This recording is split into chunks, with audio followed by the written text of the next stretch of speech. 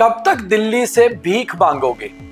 ये बयान है नेशनल कॉन्फ्रेंस के अध्यक्ष और जम्मू कश्मीर के पूर्व मुख्यमंत्री डॉक्टर फारूक अब्दुल्ला के। मगर उन्होंने किसे कही है ये बात?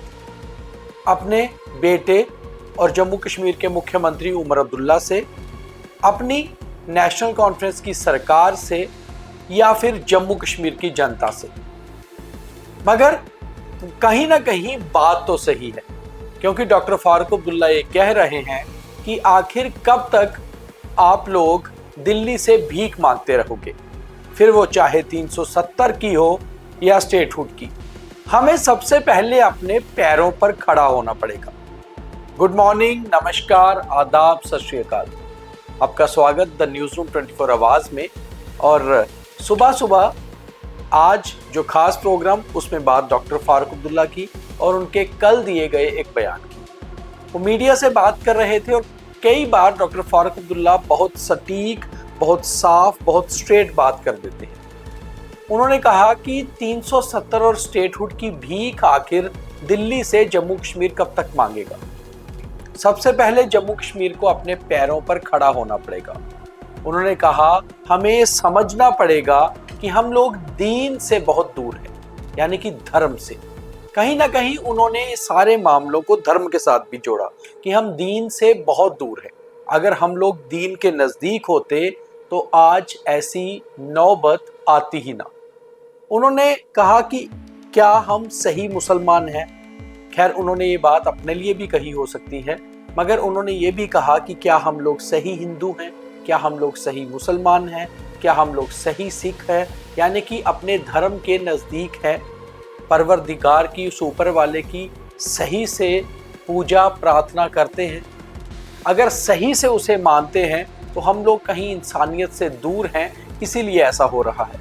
क्या डॉक्टर फारूक अब्दुल्ला अंदर से ये भी मानते हैं कि धारा 370 इसलिए भी गई क्योंकि उसका नाजायज़ फ़ायदा उठाया जा रहा था कई सालों से, कई दशकों से कश्मीर में, और अब उन्हें लगता है और उन्हें समझ है कि 370 का वापिस आना अब लगभग नामुमकिन है।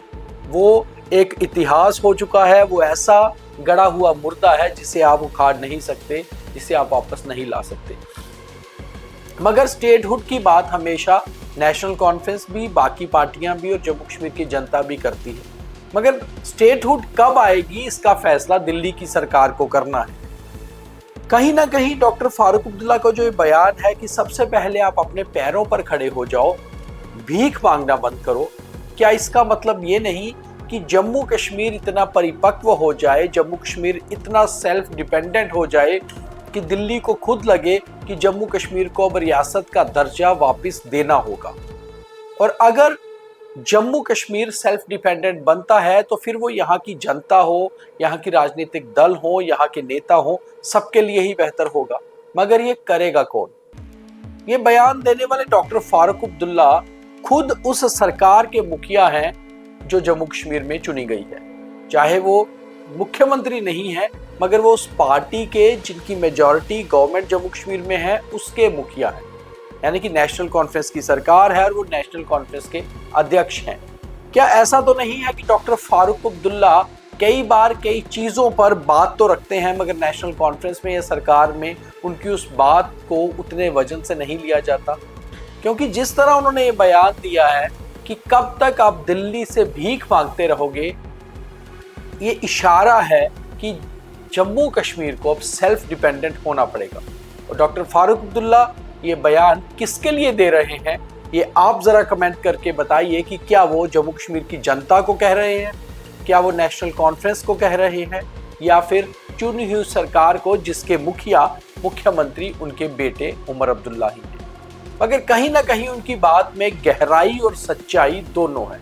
गहराई इसलिए कि जम्मू कश्मीर अगर अपने पैरों पर खड़ा होता है, सेल्फ डिपेंडेंट होता है, जो यहाँ की सरकार को करना है, तो फिर केंद्र सरकार को जम्मू कश्मीर को रियासत का दर्जा देने में कोई देरी नहीं करनी होगी। और अगर उनकी बात में गहराई है तो जो वो बात ख़त्म करते करते इस एक 33 सेकंड की वीडियो उनकी वायरल हो रही है, जिसमें वो ये कह रहे हैं कि कहीं ना कहीं कुछ गलतियां हुई हैं, हम लोग दीन से दूर हो चुके हैं।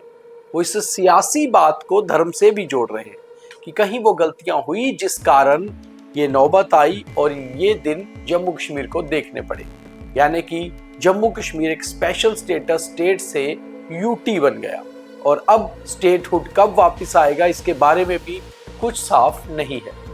तो डॉक्टर फारूक अब्दुल्ला के इस बयान को आप कैसे देखते हैं, ये भी कमेंट करके बताइए और ये बताइए क्या वाकई में 370 का जाना 370 का नाजायज इस्तेमाल ही था। बहुत धन्यवाद। जय हिंद।